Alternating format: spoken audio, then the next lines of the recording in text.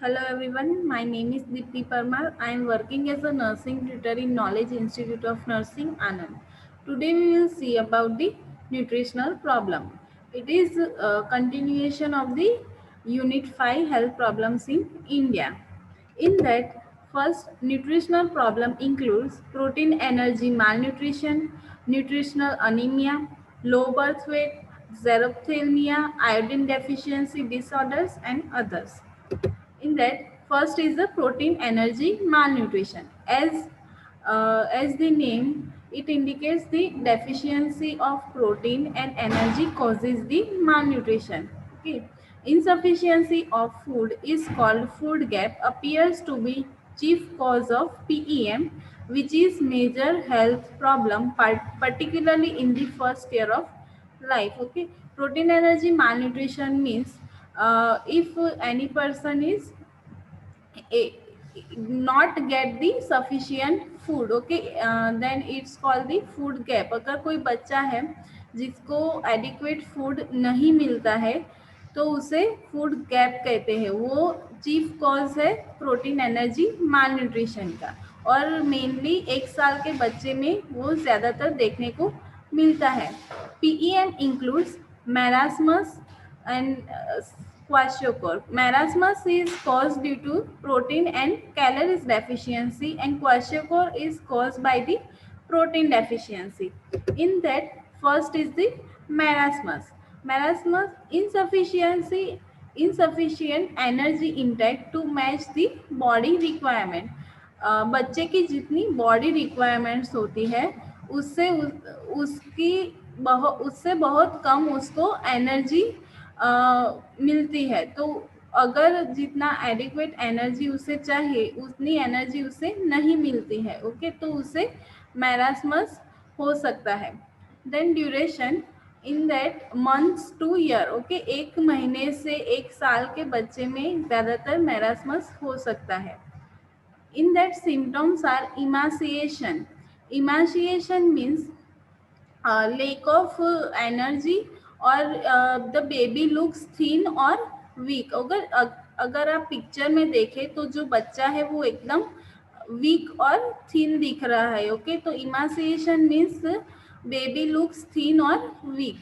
Then second one is the loss of subcutaneous fat. Okay, जो बच्चा होता है जिसको मैरास्मस होता है उसमें जो सबक्यूटेनियस फैट होता है उसका डेवलपमेंट नहीं होता है. Then third one is the muscle wasting. Muscle wasting means loss of muscle mass. जो मसल्स का जितना डेवलपमेंट होना चाहिए उतना उसमें डेवलपमेंट नहीं दिख रहा होता है.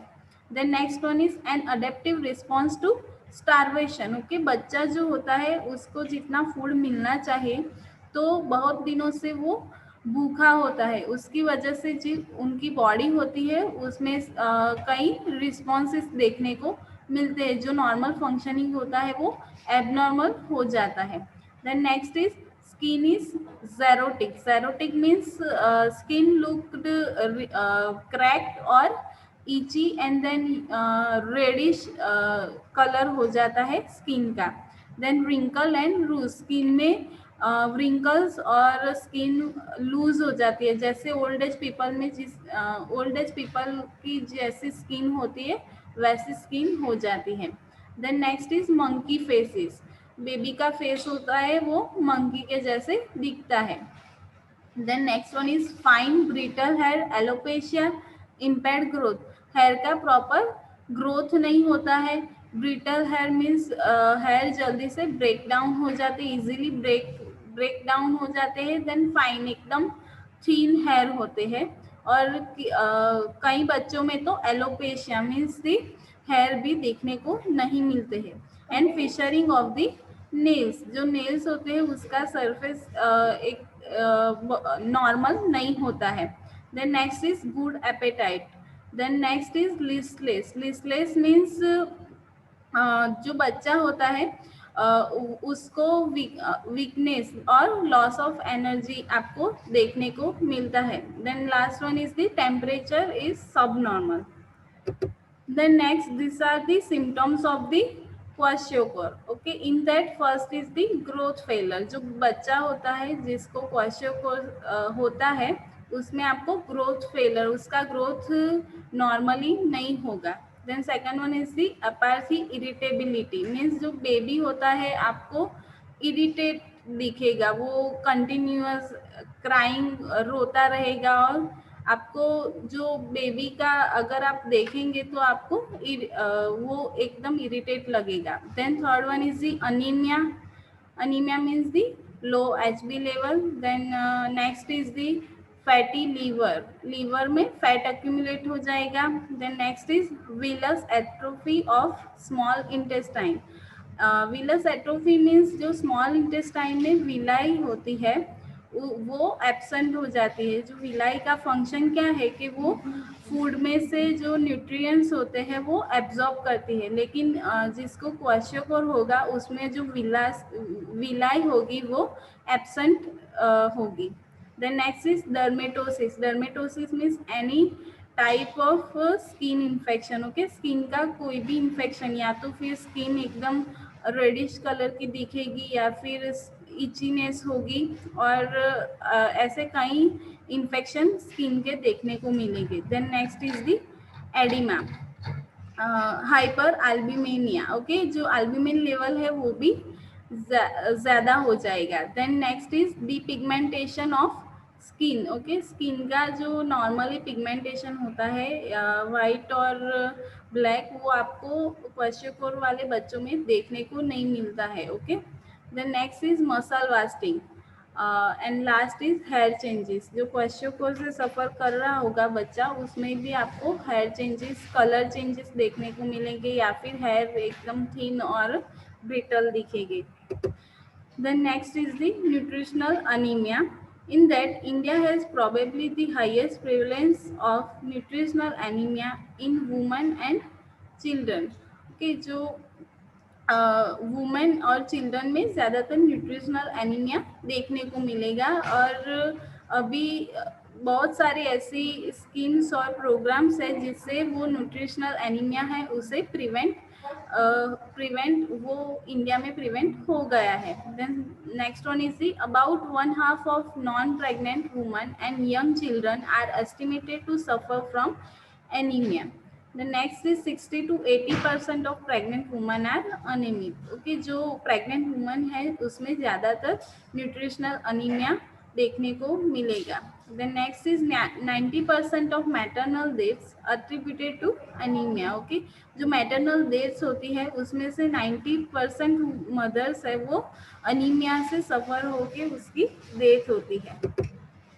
Next, symptoms of the anemia. In that the eye color is yellowish. Okay, आपको जो आई होगी वो बच्चे की आई आपको बच्चे और जो मदर होगी उसकी आई आपको येलो देखने को मिलेगी। Then next is the chest pain, angina and heart attack. Okay, क्यों आपको चेस्ट पेन देखने को मिलेगा? क्योंकि जो हार्ट का नॉर्मल फंक्शन है कि वो ब्लड सर्कुलेशन हमारी बॉडी में करता है, लेकिन जब ब्लड की हमारी बॉडी में कमी होगी, ब्लड डेफिशिएंट होगा, तो जो हार्ट होगा उसमें ज़्यादा वर्कलोड हो जाएगा, उससे आपको चेस्ट पेन, अंजाइना और हार्ट अटैक भी आ सकता है। Then next is spleen enlargement, then skin yellowing, then intestinal में आपको देखने को मिलेगा changed stool colour. Then next is muscular weakness, और रेस्पिरेटरी में आपको शॉर्टनेस ऑफ ब्रीथ देखने को मिलेगा। देन सेंट्रल नर्वस सिस्टम में आपको फेंटिंग एंड फटीग देखने को मिलेगा। Okay, next is low birth weight. This is a major health problem in many developing countries. About 28% of baby born with low birth weight, that is below 2.5 kilogram. Maternal malnutrition and anemia are mainly responsible for this condition. Okay, as this name is indicate, low birth weight means the baby's birth weight is very low. Okay, normal birth weight of baby is 2.5 kilogram. Okay, जब बच्चा पैदा होगा तब तो उसका जो normal weight होना चाहिए उससे बहुत कम उसका वेट होता है, तो उससे हम लो बर्थ वेट बोलते हैं. और हमारे कंट्री में 28% बेबी ऐसे बर्थ होते हैं जिसका जो लो बर्थ वेट से सफ़र कर रहे होते हैं। और मेनली लो बर्थ वेट किससे कॉज होता है, तो मैटरनल माल न्यूट्रिशन, अगर मदर माल न्यूट्रिशन से सफ़र कर रही हो और अनीमिया से सफ़र कर रही हो, तो उसका जो बेबी है उसमें लो बर्थ वेट हो सकता है। The next we will discuss in next video. So keep watching and thank you.